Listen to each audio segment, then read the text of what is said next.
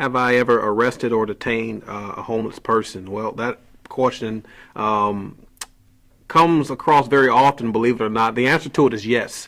One in particular, I made contact with a male subject who was vandalizing and stealing money from my Coke machines here on campus. And when I asked him why, it was, to him it was simple. It's a fast and easy way to make money.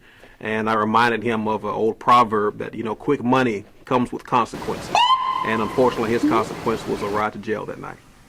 When comparing Tallahassee to the rest of the state of Florida, there may be a slight increase of homeless population because it's our capital. The capital is where a lot of resources are, and people know that, so they want to tap into those particular resources. We also have universities here within our capital in a small concentrated area.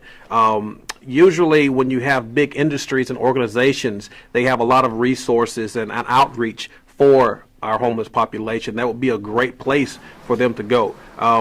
These resources and organizations are not there to cater to our homeless population, but to help them to get to a place where they're no longer homeless.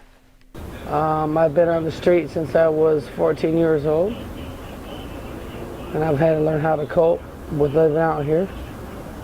And I just recently found the Lord again. My mother put me out when I was 14 years old, made me my own adult.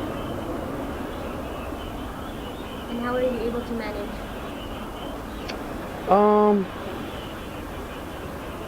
Friends, people that I've met, just helping me, and good people in church.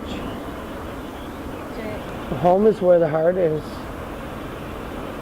That's where home is, where the heart is. Whether if you live in the woods or you live under one of these, that's where your heart is. That's where home's at. To combat homelessness in Tallahassee,